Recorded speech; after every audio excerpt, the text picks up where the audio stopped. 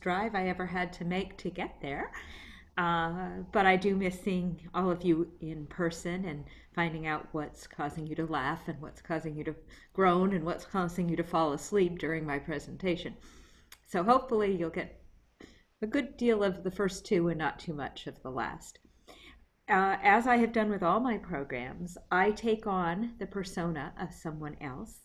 And tonight I'm going to be telling you the story Reclaiming Our Voice, New Jersey's Overlooked Role in the Fight for Women's Suffrage. And I'm going to take on the persona of a woman who was very active in that struggle for the last decade, from around 1910 to 1920. And her name, and now my name, is Lillian Feckert. Get this to start. There we go. Before we begin, I'd like to just share the 19th Amendment, the text of that, which is very simple. It simply says, "The right of citizens of the United States to vote shall not be denied or abridged by the United States or by any state on account of sex." And 100 years ago, in about 2 weeks, this simple statement was finally won. I say won because some people say given. Nobody gave women anything. It was a fight. It was a fight for over 70 years, for generations.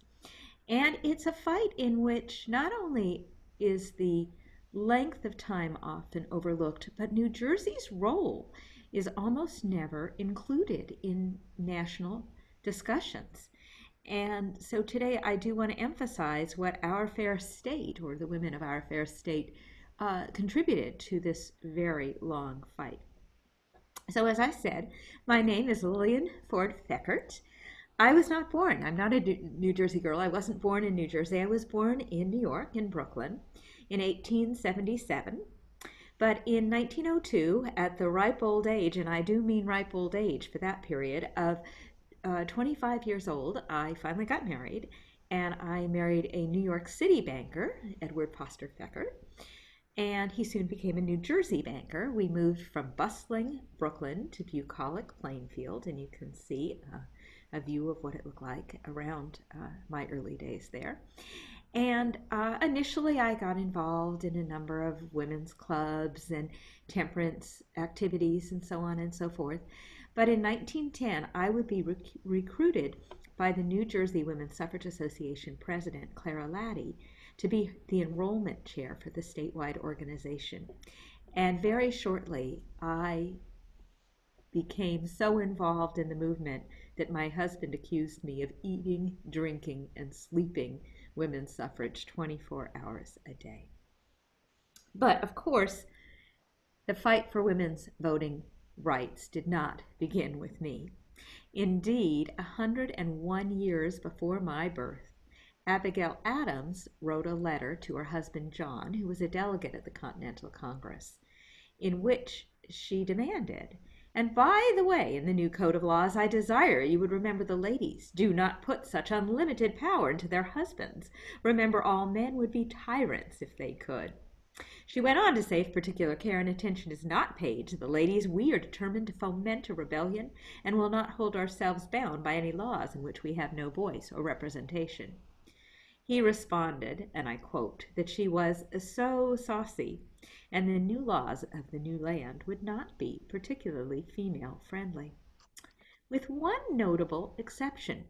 3 months after Abigail's letter, the New Jersey Congress came out with a new state constitution on July 2nd, 1776, which stated, among other things, that all inhabitants of the colony of full age who are worth 50 pounds shall be entitled to vote for representatives. By not explicitly stating white male, it implicitly and uniquely among the colonies enfranchised some women, blacks, and aliens. And 50 pounds was not a prohibitive amount of money. It was estimated that about 95% of all white males were eligible by this criteria. It, however, disenfranchised all married women because they, according to common law, were property. They were part and parcel with their husband legally and could not own property in their own right. But after the Revolutionary War, approximately 5% of landowners were women because of widows or single women who never got to marry because their husbands, their future husbands, their fiancés, or whatever, died in the war. And so quite a few women would become eligible to vote. Now, some historians thought the 1776 Constitution was accidental wording done in haste as the British were on our doorsteps. But in 1790, the New Jersey Assembly re-emphasized the gender neutrality of that law by saying he or she when defining voting rights, and a law in 1797 said his or her ballot. Furthermore, in 1800, a letter from the legislator said, "Townships of the state shall not refuse the vote of any widow or unmarried woman of full age, nor any person of color. Our Constitution gives this right to maids or widows, black or white." And initially, there was a lot of enthusiasm. You see it in the newspapers. The Sentinel of Freedom out of Newark proclaimed in 1797, "New Jersey, hail! Now one and all proclaim the fall of tyrants. Open wide your throats and welcome in the peaceful scene of government in petticoats." Not everybody was happy with this idea. A so-called friend of the ladies wrote in the Trenton True American a couple of years later, "Female reserve and delicacy are incompatible with the duties of a free elector. A female politician is subject to ridicule." We don't know how many women actually voted because most voting records of the period were lost. But in the past few years, some voting records from Somerset County were donated to Trenton, to the Historical Society there. And historians have gone through it and found that between 7 and 14% of the voters in municipalities they had were female, and at least one was a Negro, as it was mentioned in those days. The property requirement was noted on the Negro that he had one dog and one cattle. In any event, there were probably many more that were just not noted. However, most African Americans in our state would not have been eligible because we still had slavery in those days. We were the last northern state to get rid of it. But in any event, in 1806, there was a courthouse election in Essex County where there was rampant and open fraud. Apparently that's not limited to what we see today. In any event, the losing side charged that men and women had voted multiple times and that men had disguised themselves as women and voted again and again. But instead of prosecuting these election-stealing cross-dressers, in 1807, the New Jersey legislature passed a law to, quote, reinterpret our Constitution, stating that no person shall vote unless that person be free white male citizens worth 50 pounds. And by this act, which would have been illegal because it's not legal to modify a constitution by a simple law, you need a constitutional convention and an amendment, didn't stop them. They were male, all male, in power. But in any event, by this act, New Jersey women and blacks lost their ability to vote. And this would be put into proper law 3.5 decades later with the 1844 amended Constitution of New Jersey. Interestingly enough, women did not start speaking out for themselves. There's no record that women got really upset about losing this privilege. But we do see that in the late 1820s and early 1830s, abolition is becoming a very big cause, anti-slavery, and women are playing a major role in it. Lucretia Mott and others formed the Philadelphia Female Anti-Slavery Society in the mid-1830s. This was a biracial society, integrated society, which was so shocking that when they were having their convention in 1838, people who did not like this burnt down the new Penn Hall they were meeting in. But in any event, Lucretia Mott and her husband were sent as delegates to the World Anti-Slavery Convention in London in 1840. where they discovered that delegates or no delegates, all females, were relegated to the spectators gallery. One of the other females there was Elizabeth Cady Stanton, who was not a delegate. She was accompanying her husband, who was a delegate, on their honeymoon. Interesting place to spend a honeymoon, or way to spend a honeymoon. But the women were outraged at their treatment, and Elizabeth would later recall that they walked home arm in arm from that first day, resolving to hold a convention as soon as they returned home and form a society to advocate for the rights of women. Well, they resolved they were going to do it as soon as they returned home, but it ended up taking 8 years, mostly because Elizabeth kept moving and having babies. But finally, in 1848, Lucretia was visiting her sister up in the Seneca Falls area in upstate New York. And at a tea party after church on a Sunday, Elizabeth, Lucretia, her sister, and 2 other Quaker women met and started griping about the role of women and all of their disabilities. And then they decided to do something.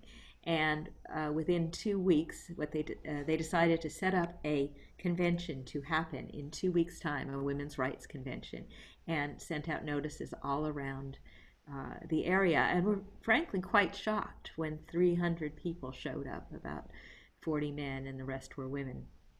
Because this was in the middle of July, and the 4th of July had just happened, Elizabeth ends up using the Declaration of Independence as her model for the opening speech that's made at this convention, opening with, "We hold these truths to be self-evident, that all men and women are created equal."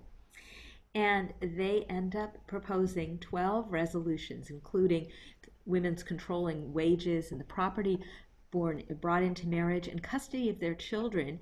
In the case of a, for instance, drunken or abusive husband, a woman had no rights in that regard, because the husband could drink the wages that would be their wages, women's and children's as well, that might be used for food or rent, and beat the wife, but she couldn't take her children out of there because those children were the property of her husband. All of those rights were acclaimed pretty well universally, but there was one more that she insisted on, and that was the right to vote. And that was extremely, extremely controversial. Even Lucretia Mott said, thee will make us ridiculous." But Frederick Douglass, who was the only African American in attendance, supported Elizabeth in this. He said, "Without the vote, all those other rights are moot. You'll never be able to get them." Well, that convention led to a decade of activism, annual national conventions. At the first one in 1850, Lucy Stone and Antoinette Brown were in attendance. Both of them had studied Greek and Latin at Oberlin, the first co-ed college in the country, to find out whether the Bible actually said that women shouldn't preach in church, shouldn't speak out. And they discovered that in the original language, the Bible forbade women from idle chatter, not serious public debate. Antoinette Brown would go on to become the nation's first female ordained minister, and Lucy became a national speaker for abolition, temperance, and women's rights. As I said, she speaks out at the first National Women's Rights Convention in Worcester, Massachusetts. And who's in the audience? Susan B. Anthony. Well, she also was a Quaker abolitionist. The choices for women in those days were marry or work. Her sister was in a bad marriage, so she had become a teacher. Was pretty upset that the male teacher in the next classroom made 4 times her pay. So she was pretty primed when she hears Lucy talk about women's rights. And a year later, she meets Elizabeth Cady Stanton. Amelia Bloomer puts the 2 of them together. She, publisher of the Lily, who promotes the pantaloon outfit that gets her name. But in any event, this is a partnership, practically instantaneous.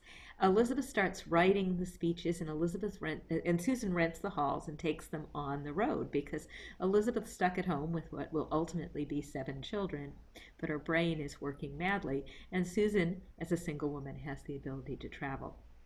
What Elizabeth's husband quips is, Susan stirred the puddings, Elizabeth stirred up Susan, and then Susan stirs up the world. And it leads to 50 years of activism.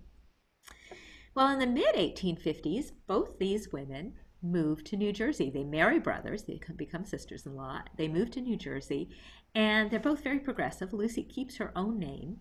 She vows to love and honor her husband, but not obey, and women who follow her example get nicknamed Lucy Stoners.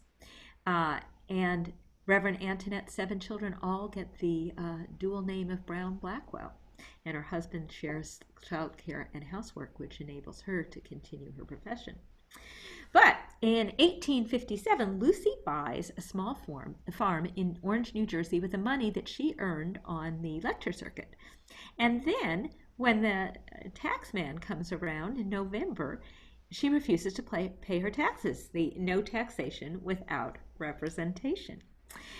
And the bailiff or the sheriff says no problem and proceeds to sell her household goods for taxes at an auction. Fortunately, her neighbors buy these items and return them to the family. But it's a tax protest that becomes widely publicized in newspapers around the country, protest newspapers. That same year, Harriet Lefevre, who's a Quaker from Shrewsbury, New Jersey, leads a group of residents from Monmouth County to petition the legislature on behalf of women's rights. And the New Jersey Assembly responded that revision of the state statutes would not only be a task in comparison of which the labors of Hercules sink into insignificance, but would be contrary to the subordinate position of women to men since the first woman, Eve, had introduced sin into the world, and then said, of course, that the task of ruling matters in state and in family relations had forever gone rightly to men ever since that fateful day in the Garden of Eden. Let me just take a little drink. Well, protests and actions continued throughout the 1850s, but they came to a halt with the Civil War. Women put aside their own demands to patriotically support their country. They sewed uniforms, they did filing and record keeping for the military, they nursed soldiers, and of course they kept homes, farms, businesses going while the men were off warring. And they expected that these efforts would be rewarded after the war. Sadly, they were bitterly disappointed. In 1866, the 11th Women's Rights Convention became an equal rights convention as they joined forces with their abolitionist allies to form the American Equal Rights Association with the goal of securing equal rights to all American citizens, especially the right of suffrage, irrespective of race, color, or sex. And in New Jersey, the first statewide universal suffrage convention was held in Vineland, New Jersey in 1867. And Lucy Stone was elected its first president. That same year, she addressed the New Jersey legislature, urging them to submit to the people of New Jersey an amendment striking out white and male in the New Jersey Constitution, and addressed objections such as, women would vote as their husbands and brothers do. If so, what's the problem? Women might not want to vote. Then they don't have to. Women would sometimes want to hold office. She pointed out that many women around the world were doing that, including the much beloved Queen Victoria across the pond. And the New Jersey Women's Suffrage Association also published pamphlets educating the women of New Jersey about why they should want to vote. The following 2 years, Lucy and Antoinette petitioned the legislature again for voting and property rights and were mocked. They were told women should not drag their shining skirts in the polluting mire of politics. And one hearing erupted in laughter when one of the legislators said, "No person is qualified to vote unless they are familiar with the appearance, sex, and size of that noble animal, the shad." There it is right here. You can see it. If you can, apparently, if you can recognize that fish, you are qualified to vote in New Jersey. Well, the following March, Mrs. Portia Gage offered her ballot at the polls in Vineland, New Jersey, but as she was not registered, it was returned. Then, in Vineland again, Susan B. Anthony and Elizabeth Cady Stanton, who'd recently moved to Tenafly, New Jersey, spoke out in September on women's rights. These led to a mass action on November 3rd when 172 women in Vineland, including 4 what was then called colored women, attempted to vote. They lined up, they went in to vote. The voting guards, the men who were guarding said they couldn't deposit their votes. They said, no problem, we brought our own ballot box, and if you wish to see it, once things reopen, the Vineland Historical and Antiquarian Society has it on view. Incidentally, most of the people voted for Grant. There was a big sense that the Republicans were the more progressive party at that point. Elizabeth Cady Stanton, however, did get 2 votes, and there were a few others as well. Lucy Stone and her mother-in-law attempted to vote in that same election in Newark. All of these attempts were reported in the new newspaper that had been recently created by Elizabeth Cady Stanton and Susan B. Anthony called The Revolution, and it would inspire other women to try the same thing. However, on the national stage, the 14th and 15th Amendments only gave the vote to black men. And what they also did was, by defining citizen with the word male in front of it, it suddenly put male into the Constitution. Before that, citizen had just not been defined. And so there was nothing that prohibited nationally the women from voting. Frederick Douglass, who, as you recall, had been an ally of Elizabeth Cady Stanton's necessity of voting in 1848 in Seneca Falls, basically didn't stand up for her, and she was very upset about this. He said that that there was no way that Congress would pass women's suffrage at this time, that they needed to work on Negro suffrage and then look for women's later on. He called it the Negro's Hour, and he said that when women are hunted down, hung on lampposts, when their children are not allowed to enter schools, they'll have that urgency for the ballot. But Sojourner Truth, who'd been a very active abolition and suffrage speaker around the country in the 1850s, attending a number of women's rights conventions, pointed out that Frederick Douglass's Negro's Hour excluded black women. She said, there's a great stir about colored men getting their rights, but not a word about the colored women theirs. And Elizabeth Cady Stanton worried that if that word male be inserted in the Constitution, it will take us a century at least to get it out. And she's only wrong by 50 years. But what happens is it splits the women's rights movement. The American Women's Suffrage Association, spearheaded by Lucy Stone and others, accepts the 14th and 15th Amendments, works to get them ratified, and turns their attention to states and territories, sees it as a stepping stone, get some leverage there, and then come back for a separate national amendment enfranchising women. They almost instantly have 2 territorial successes. In territories, the governor and legislature could choose to admit women to the vote, whereas in states it would require a vote of the all-male electorate. In any event, in 1869, Wyoming quickly enfranchises women. They have a 6-to-1 male-female ratio, and they're hoping to attract more wives to the territory. And the following year, Utah does that, and their motivation is different. The Mormons are at the time embrace polygamy, and if their multiple wives can vote, it gives the Mormons far more power in the legislature. But then, despite dozens of attempts across states and territories, there's nothing else except for a very brief 3-year stint in Washington Territory. Meanwhile, the National Women's Suffrage Association, spearheaded by Elizabeth Cady Stanton and Susan B. Anthony, try another tactic. They're going to challenge the amendment in court. And in 1872, women across the country try to vote. to test the 14th Amendment. That includes the Vineland Voters Again, Sojourner Truth in Rochester, New York, and a number of others. Well, Susan B. Anthony is arrested in Rochester, and when she comes to trial, the judge refuses to allow her to testify. He says she's incompetent to testify. He doesn't allow the jurors to rule, and instead he pulls out a already written decision fining her $100. Incidentally, of course, this woman who's incompetent to testify was doing about 300 lectures a year across the country, but that didn't matter. In any event, she's fined $100, refuses to pay, but he doesn't throw her in jail, so it becomes a bit moot. And a couple years later, the Supreme Court will rule on a different case from a different voter, that when it conferred citizenship, the Constitution did not necessarily confer the right of suffrage. So they will need a new amendment to get that. Meanwhile, in New Jersey, suffragists are repeatedly trying to get the legislature to include universal suffrage in our Constitution, but in 1875, the New Jersey Amendment enfranchises only black males.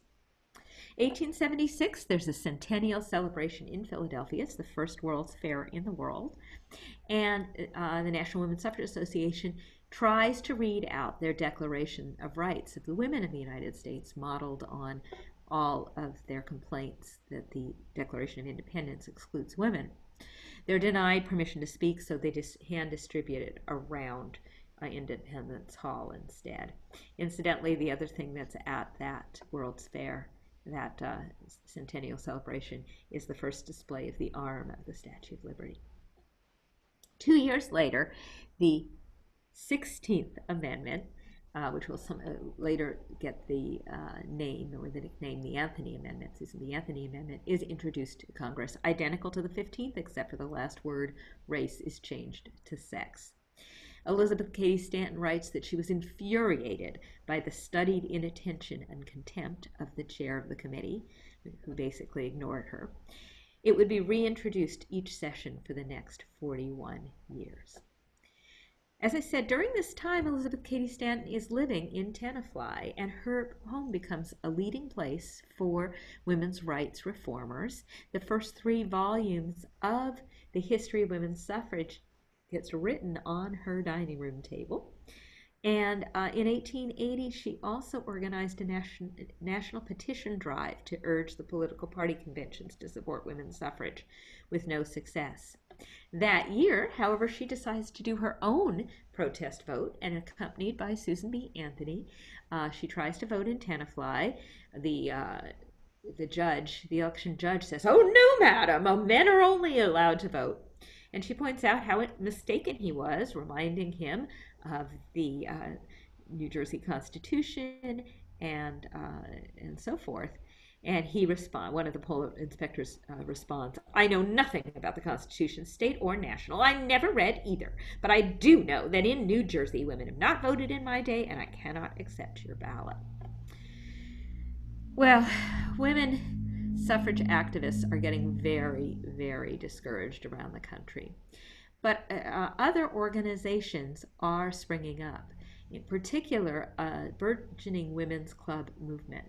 The Cirrhosis Club was founded in New York City in 1869 as the first women's club in the country. And then in 1872, the first New Jersey club is founded in Orange, and dozens more follow. And members gather, they present and discuss papers, which is a very important thing for women to be doing, because there is no college in New Jersey that accepts women. So this is the first time they get to use their minds as adults. They also fund and sponsor public high schools and libraries and educational opportunities for girls around the state. And they see suffrage as a way to enact their civic goals and to give self-supporting women a voice, because women who are not married can't be represented even by their husbands. There's a good discussion of it in Gail Collins' book, No Stopping Us Now, The Role of Older Women in American History, if you want to read more. Meanwhile, religious women are finding their voice in the women's temperance movement. As I've mentioned in the discussion at Seneca Falls, a drunk husband was a very dangerous man at a time when you had no civil rights for you or your children. So temperance became very, very popular among women's rights advocates. And in 1876, temperance got an amazingly articulate and driven advocate in Frances Willard. She was a college professor and became the Women's Christian Temperance Union national leader. And she said what they had been doing before, which was prayer and education, wasn't enough, that you needed a ballot in order to change the laws and act the reforms she wished. And her motto was do everything. And in the 1880s, the Women's Christian Temperance movement was enormous. It grew to over 300,000 people across the country, and it allied with the suffrage movement and brought that energy to it. You can see a very, what you would now call not very politically correct, but significant card that shows this proper university president, Frances Willard, surrounded by people who were politically her equals. The stereotypes of an idiot, an insane asylum resident, a Native American, and a convict. Incidentally, there were segregated black chapters who were very active as well. What happened was the equality argument then morphed into the moral justification. Women didn't need the vote just because they were equal, but because they would better society with temperance, labor laws, conservation, and consumer protection. And nationally, the competition from these temperance societies and women's clubs led to a merger of the two organizations, engineered by the daughters of the original women, Lucy Stone's daughter, Alice Stone Blackwell, and Harriet Stanton Blatch, Elizabeth's daughter, helped merge the two organizations. And there was a new energy in the air, nationally and in New Jersey. After the merger, there are 4 fairly quick successes in western states. In 1890, Wyoming becomes the first state in the country to have women's suffrage by insisting that it was not going to become a state unless its women came in too. And then in 1893, Colorado became the first state to vote. So its all-male electorate voted to enfranchise women. And in 1896, Idaho and Utah, which by now had gotten rid of polygamy, also joined the states with women's suffrage. But then, despite thousands of activists and dozens of campaigns, relentless, grueling, long, disappointing campaigns, there were no new victories. And in New Jersey, we were also quiet. We'd had a campaign for school suffrage in the 1890s that we thought would be a slam dunk, and yet it failed. So it's a lot of sadness and frustration.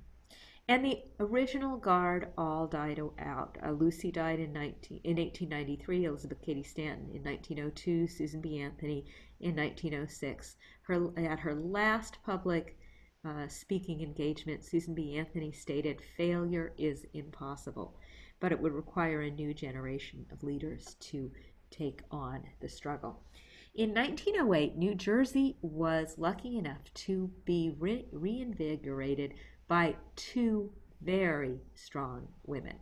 The first was Mina Van Winkle, who founded the Equality League for Self-Supporting Women of New Jersey as a parallel organization to that founded by Harriet Stanton Blatch, the daughter of Elizabeth, in New York City.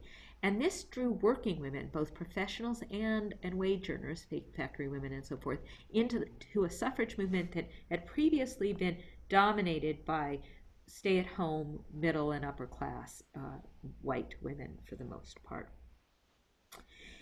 Meanwhile, the New Jersey Women's Suffrage Association was reinvigorated by an imaginative, strong president, Clara Schley Laddie, who was what was called a new woman. She was feminist, she was educated, she was independent, and she moved all around the state, reinvigorating many of the local leagues, founding some new ones.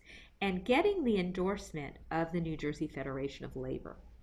And she drew me into the movement, and as I said before, in 1910, she named me the enrollment chair. That year also saw men coming on board. The New Jersey Men's League for Equal Suffrage was founded, and that brought in businessmen, politicians, religious leaders, and money to the movement, which was very helpful. That year also, we joined, a delegation from New Jersey joined in a parade in New York City organized by Harriet Stanton Blatch. It was the very first U.S. suffrage parade, and it wasn't a big parade. It was just 2 or 3 women marching abreast. No floats, no bands, no nothing of that sort, but it was an extremely radical thing to do. It was very shocking and controversial for women to march in the street or walk in the street without unaccompanied. Parading in the public streets, no lady, but we felt we must do it for the cause, and our problem was whether to tell our husbands before we marched or after. Florence Foster would later reminisce. It was a very controversial thing to do. Well, this and speaking out in the streets, having open air meetings and protests turned off some of the allies to the movement, in particular the women's clubs. They became very divided and no longer overwhelmingly supported it, and so they couldn't get, in their annual conventions, couldn't get support for suffrage to continue, and they stopped supporting the movement, at least as a group, and so they pulled away. But in 1910, after that 14-year drought, Washington State, the campaign there succeeded, and it became the 5th state. And the following year, in 1911, California had its 4th suffrage campaign, and this one was successful. It was a very close vote, only 3,500 votes out of 247,000 cast, which averaged 1 per precinct. So if anybody ever tells you your vote doesn't count, remember California. There were now 6 suffrage states, and this movement had energy and a sense that we needed to bring the cause to the East, where the suffrage movement had begun. And this was reinforced in December of 1911 when Emmeline Pankhurst, the militant suffrage from England, came and spoke in New York and in New Jersey, in Newark, before 2,500 suffragists in the new hall built there. And we were energized, and we said, we're going to be one of those states. So in January of 1912, a suffrage resolution was introduced into the New Jersey Senate, and in March, that amendment went before the Judiciary Committee, and the excitement was in the air. For the very first time in New Jersey, activists would be coming to be in Trenton, petitioning, being there, present en masse. And the morning of the vote, over 600 suffrage supporters descended on the chambers, as did some antis. Supporters of women's suffrage spoke first. Mrs. Clara Laddie, who was, I already told you, was the president, she spoke about the social good which would come from women's voting. And Miss Melinda Scott, who was a women's labor organizer, said that women needed the vote to improve working conditions and for pure food laws. And Charlotte Perkins Gilman, an active women's suffrage supporter and feminist woman writer who hailed from California, came all the way out to New Jersey to say, we just won this. You can do this here as well, and pointed out women needed votes just as much as men would if women had been making laws for men. But the antis were formidable, and they included Mrs. Harriet Fisher, she'd later be Andrew, who was widely known as the Iron Woman because she had taken over the anvil factory her husband had founded when he died, and was apparently a very good manager there. She also was the first woman to drive an automobile around the world. However, despite these impressive accomplishments, she asserted women were being deceived in the promises held out to them under the ballot, and told the New York Times a woman's place is in the home. And the resolution was defeated in both chambers. But the trainloads of activists coming to Trenton would now become a routine tactic.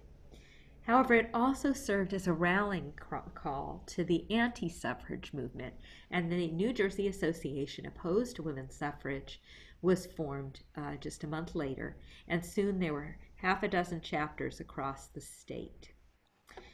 In October of that year, we held our first suffrage parade in New Jersey, and this one was a big deal. We had floats, we had bands, we had banners, and so forth, and we had up to 1,000 people attending, including male supporters. And the press thought this was the most important event for suffrage since the demand had begun in New Jersey. Among those in the profession was Mrs. Antoinette Brown Blackwell of Elizabeth, considered the oldest suffragist in the United States, reported the Newark Evening News. Well, shortly after that parade, I was elected president of the New Jersey Women's Suffrage Association. At the time of my election, we had 28 leagues around the state and 1,200 paying members. In 8 years, that membership would grow 100-fold to 120,000 in New Jersey.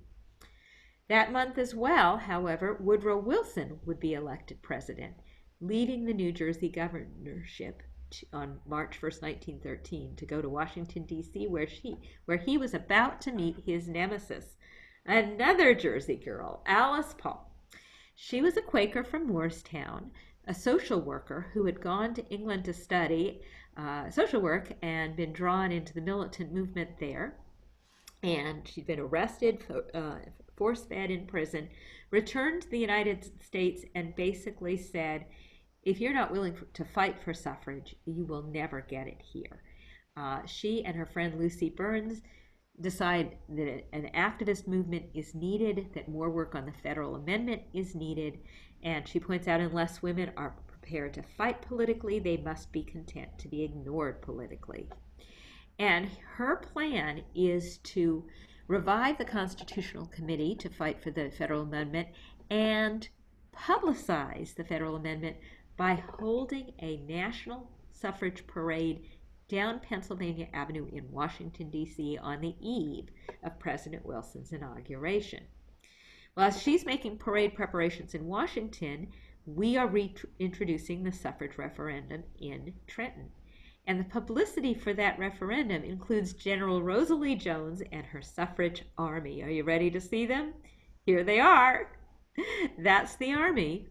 They were a group of 15 very determined suffrage hikers who had assembled in New York and were going to hike to Washington, D.C. by way of New Jersey.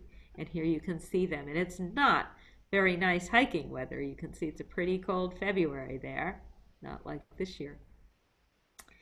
And they stopped in Trenton to meet with the governor and the legislature to urge them to act. And February 18th, 2,000 pro and anti-suffrage speakers fill the hearings. Governor Wilson attempts to dodge them, but this time the measure passes in the New Jersey Senate. We have been successful in convincing them that they're not voting for suffrage. They're voting to let the all-male electorate of New Jersey vote whether or not women should join them.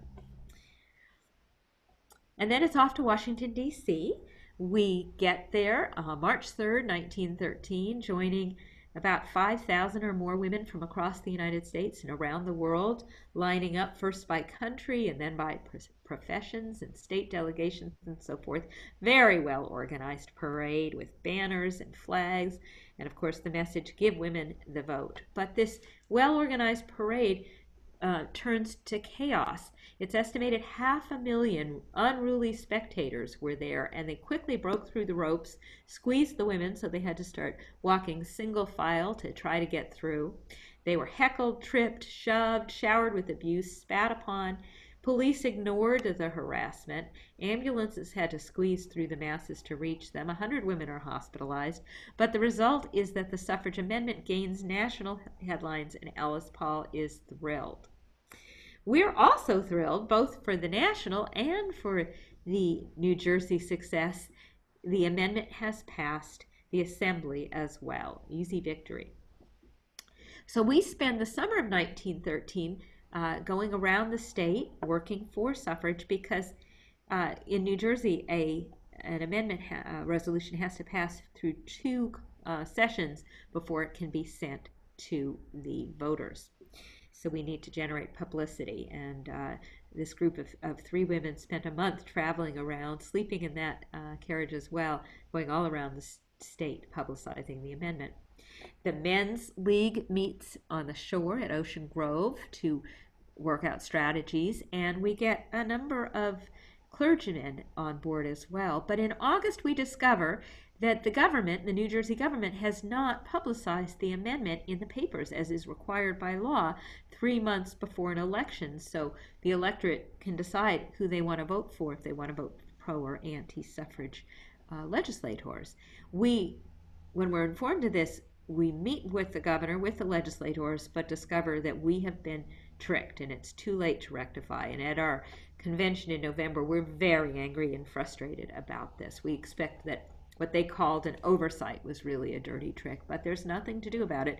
We have to pass it again in 1914 and 1915 before going to the voters. And then it's back to Washington, D.C. Alice Paul thinks that if a delegation from New Jersey, Woodrow Wilson's home state, visits him, he might get a little energy to support the federal amendment. After a lot of ducking the delegation, he finally does meet with us, but only vaguely replies that he would give it his consideration. No promises there. Then it's back to Trenton again, and in January of 1914, the new New Jersey legislature looks at this bill as the first one on their docket. And again, there are large delegations there, but it easily passes both chambers. And then we discover the Senate failed to have the results of the vote printed in the journal as is required, but we are no longer political novices, and we make sure that the erratum is added and it becomes legal. But while we're getting smarter, so are our opponents. There are now two anti-groups who've grown. The New Jersey Association Opposed to Women's Suffrage now has 15 local leagues with over 15,000 members, and a men's anti-suffrage league with many prominent members, especially Princeton faculty and legislators and so forth, is formed as well. And I worry we haven't 1/10 enough active workers to carry on the present work as it should be carried on, and not 1/5 enough money. The antis are very strong here and are fighting us tooth and nail. At our convention in November, however, there's great excitement. We are pretty certain that in January the resolution will easily pass the second time, so we need to gear up for a vote the following fall. And we hire 4 paid organizers and make a plan for extensive campaigning all across the state. If there's a real live voter in New Jersey who does not know before September that the women of New Jersey want to vote, it will be because he refuses to be convinced, I told a newspaper. As it was planned, the suffrage resolution was introduced as the first bill in the 1915 session, easily passes, and a special election is set for October 19th. Now we just have the job of persuading male voters. We have lots and lots of propaganda. And we are joining our sisters in 3 other states, New York, Pennsylvania, and Massachusetts, who will also be sending their referenda to the male voters in the fall. And the national goal is to win just one. It feels like it would give good leverage to a federal amendment. Our campaign slogan, victory in 1915. We've got lots and lots of imagery. We've got lots of propaganda.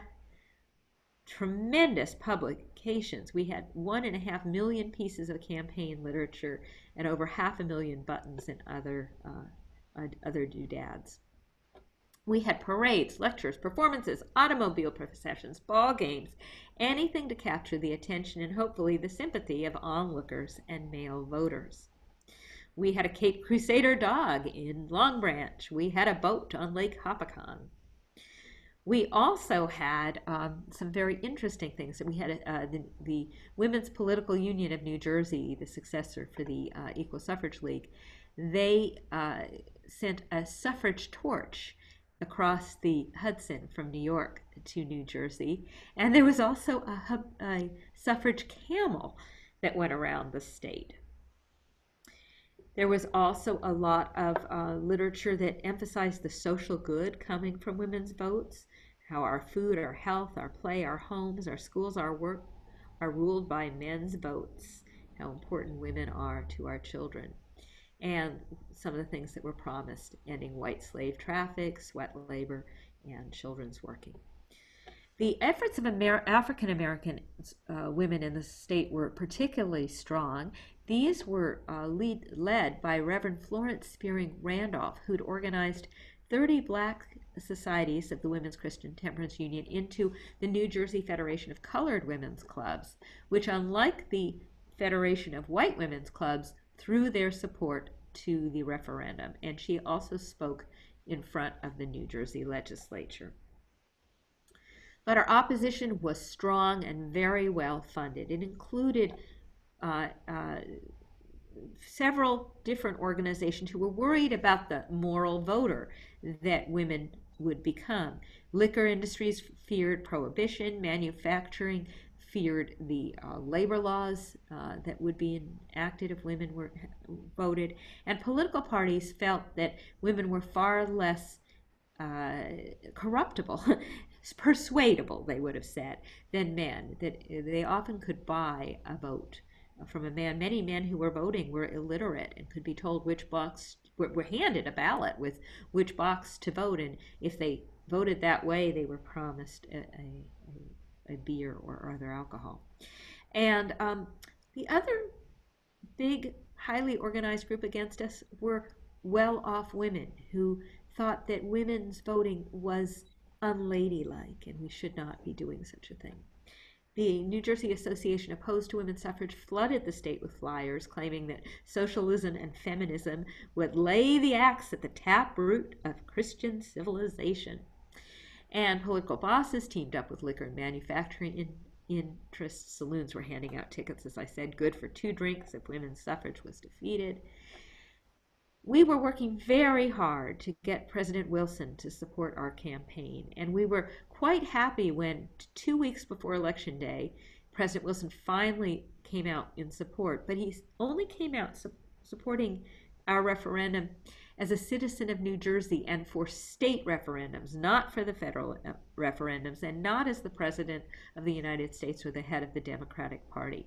And journalists pointed out that he almost had to support our amendment verbally because women in many Western states had now had the vote, and he feared with the backlash of them against him in the 1916 election if he failed to support the amendment, the New Jersey Amendment.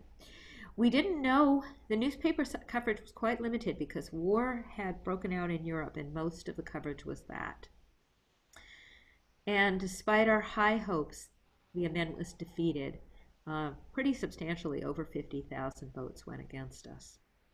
And it was an ominous signal because 3 weeks later, New York, Pennsylvania, and Massachusetts, the referenda were also defeated.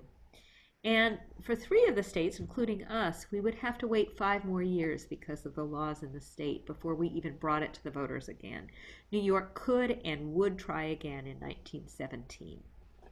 But the defeat of all 4 referenda cemented Alice Paul's belief that this was hopeless, that women across the country would never, many of them would never have the vote if we depended on state action. And she wanted all attention, all energies focused on a federal amendment. She organized a petition drive where petition signatures were driven across the country from California to New York, and then went California to New Jersey, excuse me, and then to Washington, D.C. You can see New Jersey suffragists meeting the California delegates here. And she also formed a new political party. She said, we need to form a national women's party so women in states where they have the vote would commit to vote against the party in power, which was preventing the women's suffrage amendment from getting a vote in Congress or support from the White House. Those were the Democrats. At the time, they controlled both the Congress and the White House and were basically doing nothing about the amendment. This was a tactic that she borrowed from England, where they have a parliamentary form of government, and the prime minister really had full control over what pieces of legislation were considered. That was very different from what we were facing in the United States, where we had pro and anti legislators in both parties. And so the organization I was part of, the New Jersey Women's Suffrage Association and the National, deeply opposed the National Women's Party decision to confront the Democrats on this and refuse and to vote against all Democrats. And Carrie Chapman Catt, the new president, proposed instead at a convention in Atlantic City, New Jersey in August of 1916, a winning plan that had both state and federal campaigns. In particular, a lot of attention to states where there was a possibility of getting women's suffrage to build more leverage and to elect pro legislators if both parties. Well, despite the National Women's Party's efforts, President Wilson was reelected on the promise that he kept us out of war. Women voted to keep us still out of war. But Alice Paul, frustrated that he took no action, decided to up the pressure. And on January 9th, 1917, she starts pickets outside the White House. It's the very first time anybody has ever picketed the White House, the first time there's a free speech protest of any kind. And she asked women across the country to volunteer to be silent sentinels, and women from New Jersey stepped up. There was a New Jersey Day on January 30th, 1917, and the woman you see in that picture is Allison Turnbull Hopkins, who was one of the heads of the National Women's Party of New Jersey.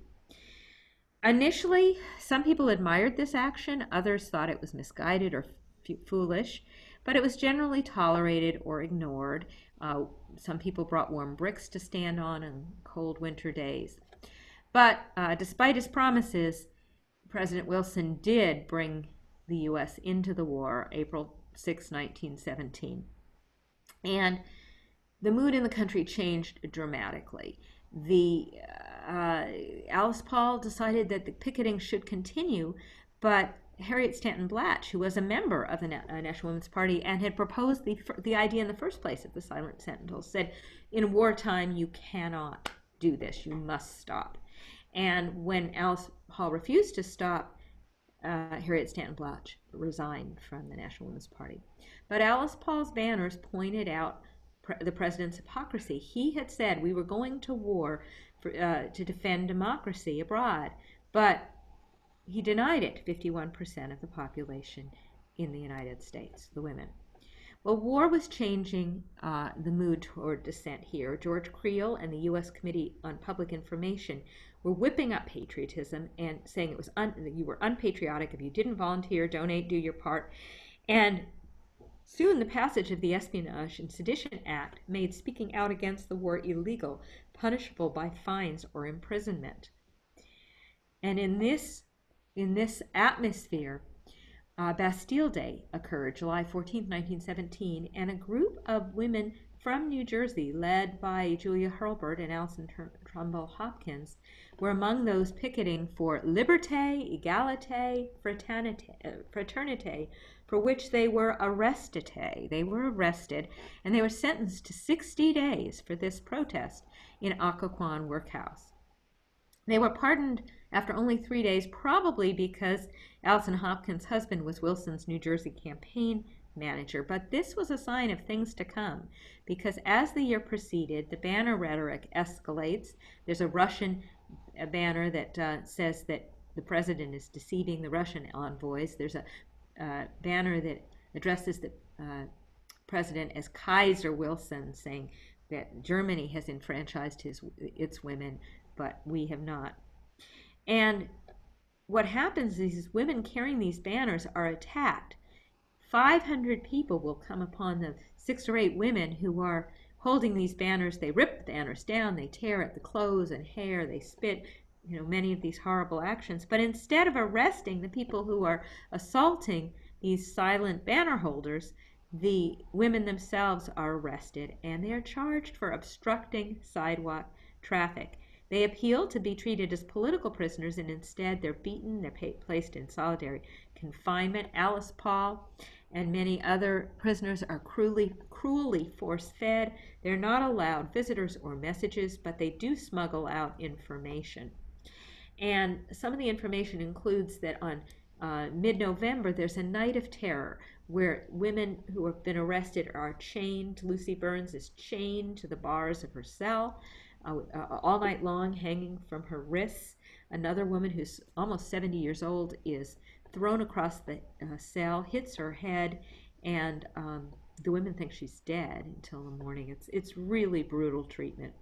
Accounts do get smuggled out. Newspapers publish these accounts, and there is a public outcry.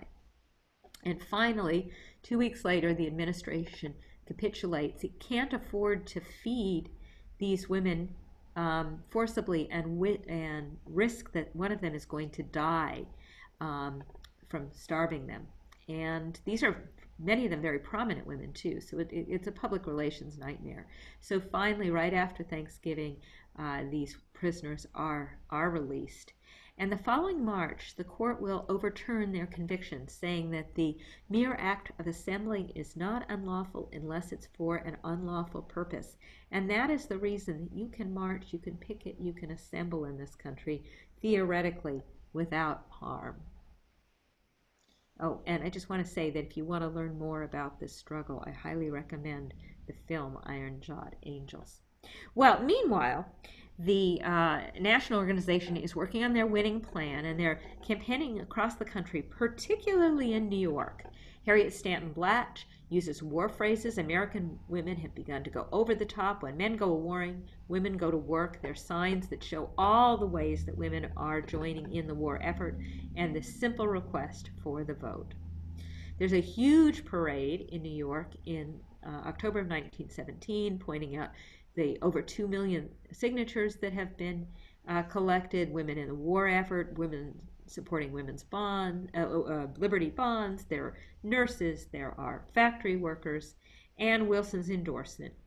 And this time, the resolution wins, and New York women become the first Eastern state, and they bring 45 electoral votes into play.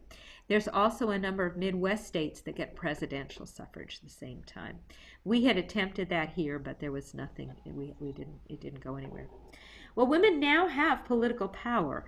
A quarter of the women in the country will be voting in 1918 and even more in 1920. More New Jersey women are coming on board. Finally, in the spring of 1917, the New Jersey State Federation of Women's Clubs joined their fellow club women in 35 other states who had endorsed it, and they elect a staunch suffragist as their president. So whether it was the political math, the picketers' imprisonment, a combination of both, whatever, the Congress has finally released the suffrage amendments from committee in both houses, and for the first time in 40 years, in January of 1918, the amendment will be coming up into the House for floor consideration. And that happens January 10th, 1918, exactly the 40th anniversary of the first time the 16th Amendment is introduced. Long before dawn, women are lining up to watch the proceedings. As they enter, they have to put aside their knitting bags. Women were knitting in those days, socks and such for the troops. But the knitting needles were proclaimed as possible dangerous weapons. Sound familiar? Anyway, a mound of bags builds up. President Wilson addresses the House, urges them to support the amendment because of the war work women are doing. There's massive lobbying by both the National and the National Women's Party, and after a number of heroics, including two members of the House who leave their hospital beds in order to vote, it gets exactly the 2/3 vote needed to get through the House. And cheering. Cheering erupts in the gallery. But we know we're only halfway there. We need to get the Senate, and the Senate is still definitely an uphill battle. There were 11 votes short in the first vote, and then 10 senators die. This is the year of the Spanish flu, so-called Spanish flu. 7 of them were supporters, including New Jersey Senator Hughes. There's a lot of activism, telegrams, editorials, lobbying.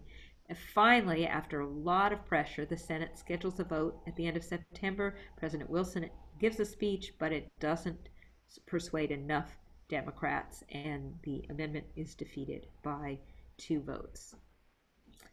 Despite that work in New Jersey, when we go to try to elect or have a temporary senator to replace Senator Hughes, Senator Baird, an ante, is appointed or elected to fill his remaining term, and when another vote is held in the lame duck session, the amendment loses by 1 vote in the Senate. So had we managed to succeed in getting a pro-suffrage legislator from New Jersey, senator from New Jersey, we could have gotten the amendment passed in February of 1919.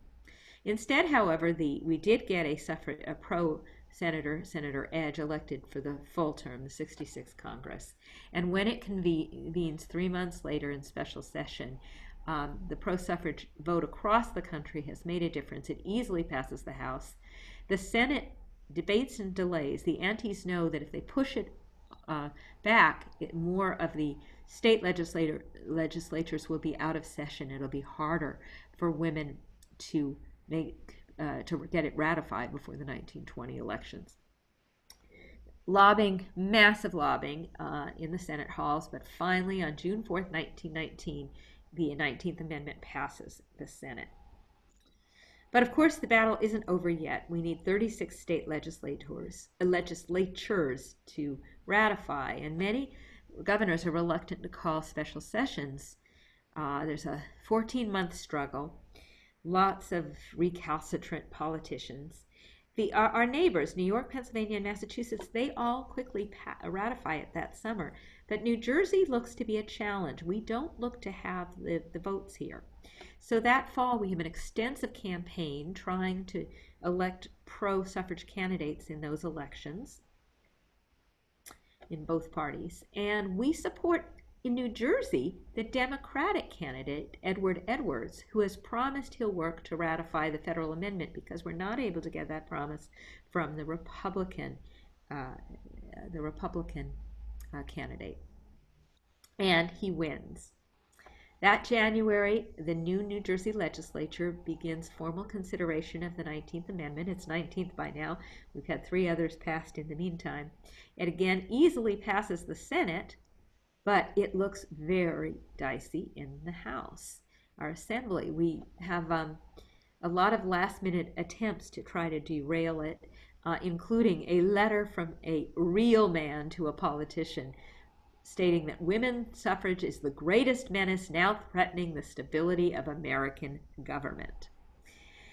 Finally, February 9th, 1920, a roll call is begun, and it goes into the early morning hours of February 10th. Finally, around 1 in the morning, we get the last vote. There's a big change from a delegation from Essex County, and it passes 34 to 24. And women are cheering. You can hear our voices, our cheers seem for miles. And finally, New Jersey has ratified the vote. The antis don't give up. They send a telegram urging the governor to they send a letter urging the governor to veto, but he says he won't, and he sends a telegram saying, I've had the pleasure of approving the resolution of our legislature, and I'm sending an official copy to Washington. And there you see Senator Frelinghuysen congratulating Betty Graham of the National Women's Party on New Jersey's ratification. A very familiar name, Frelinghuysen, that month. That April, there's a grand victory celebration held by suffragists in New Jersey, and the New Jersey Women's Suffrage Association becomes the League of Women Voters of New Jersey, and I become the treasurer of the New Jersey organization, and the national president, Carrie Chapman Catt, National American Women's Suffrage Association, becomes the National League of Women Voters president. But that might be premature. Our fight is not finished. By August of 1920, we have 35 of the 36 states. Only need one, but 3 states have not ratified it: Delaware, Connecticut, Vermont. And most of the South won't consider because they're worried about black suffrage. It appears that Tennessee will be the only hope.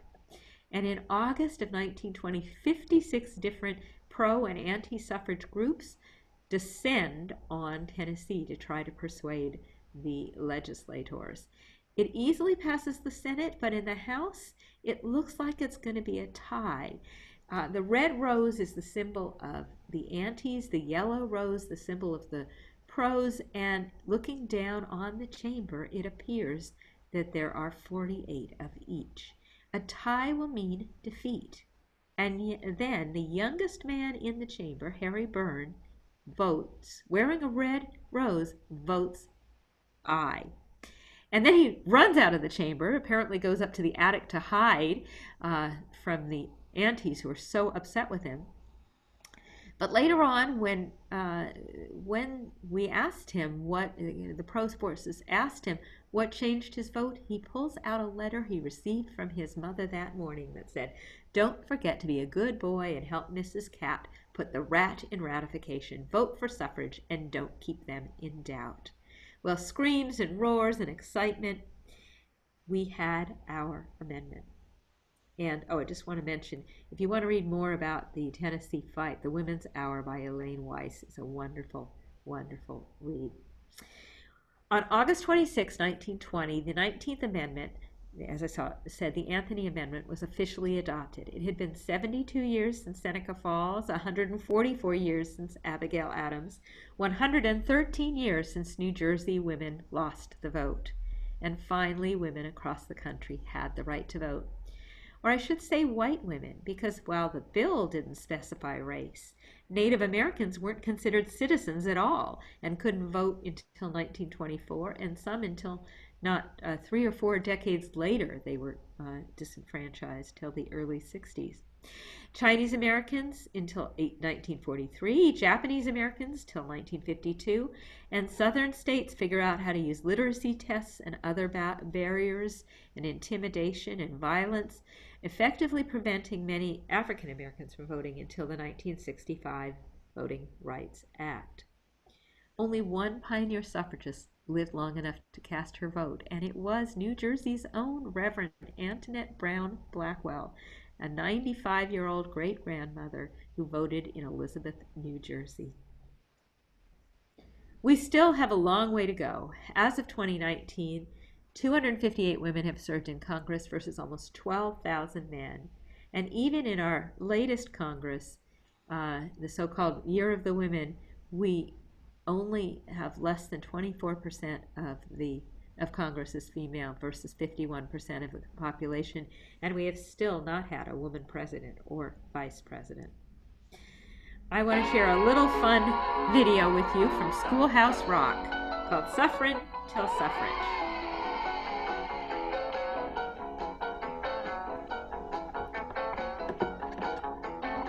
Now you have heard of women's rights and how we tried to reach new heights if we're all created equal.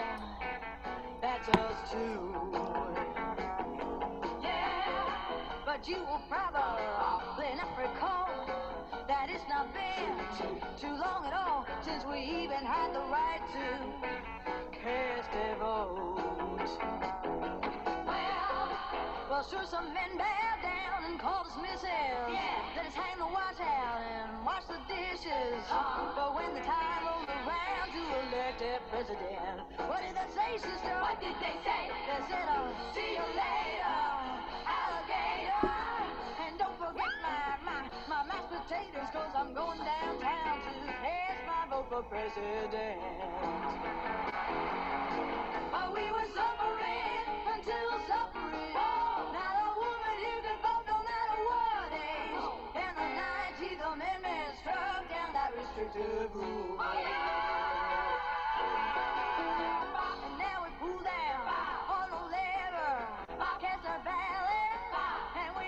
effort to improve our country, state, county, town, and school. Tell 'em about those pilgrim women who braved the foe. They could cook the turkey, but they could not vote. Even Betsy Ross, who sewed the flag, was left behind that first election day. What a shame, sister! Then Susan B. Anthony, yeah, and Julia Howe, Lucretia Mott, and others. They showed us how they carried signs and marched in lines until at long last the law was passed. Oh, we were suffering until suffrage. Not a woman here could vote no matter what age. Then the 19th Amendment struck down that restrictive rule. Oh, yeah. And now we cool down on the lever, cast our ballot, and we endeavor to improve our country, state, county, town, and school. Yeah. Yes, the 19th Amendment struck down that restrictive rule. Yes, the 19th Amendment struck down that restrictive rule. All right, we got it now. Since 1920, sisters unite.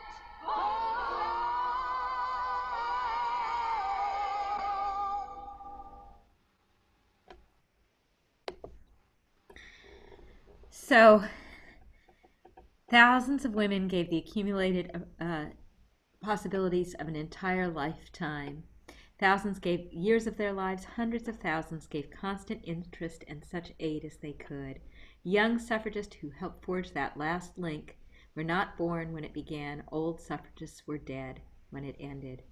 It's doubtful if any man, even among suffrage men, ever realized what the suffrage struggle came to mean to women before the end was allowed in America, wrote Carrie Chapman Catt and Nettie Rogers Schuler in 1923. I hope this presentation today has energized you. I hope, of course, that you will vote, organize, volunteer, run for office, not take this vote for granted, because we need our voices, female voices, diverse voices, to make our laws.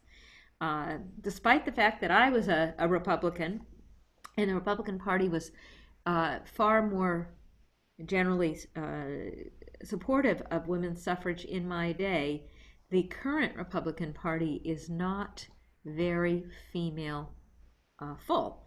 It has become less than 10% female on the national level, whereas the Democrats are now over 37% female. So we still have a way to go, but we definitely need to get our faces and races represented.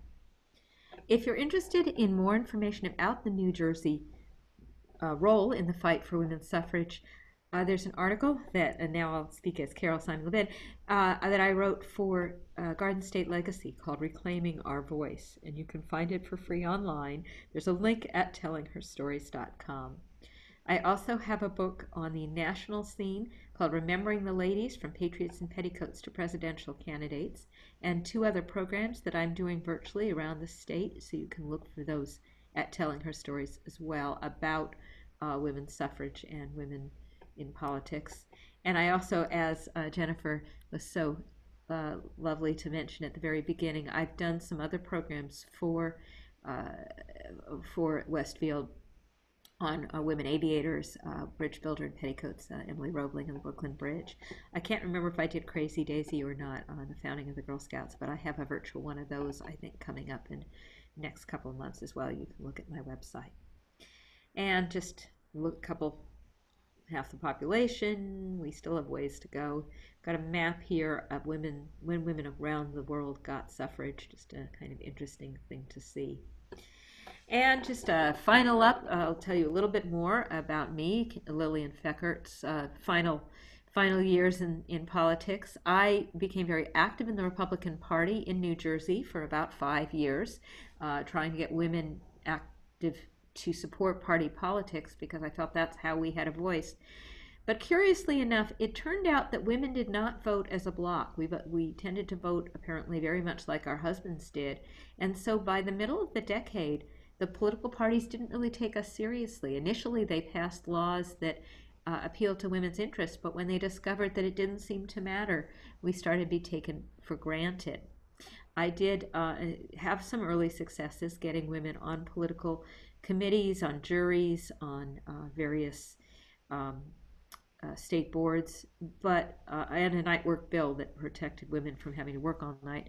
But I broke with our party on prohibition, and I didn't like the dishonesty and inefficiency I was seeing by some legislators.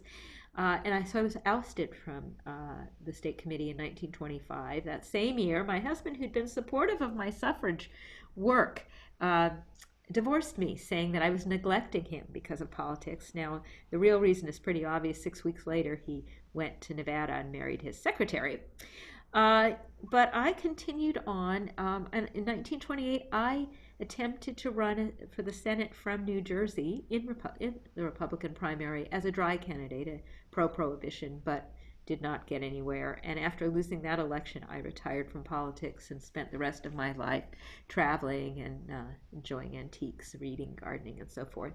And I died at age 67 in 1945. So thank you for inviting me here today, and I will now stop sharing my screen and open the discussion to questions. And we can maybe have a Hollywood Squares kind of view. Let's see if we can do that.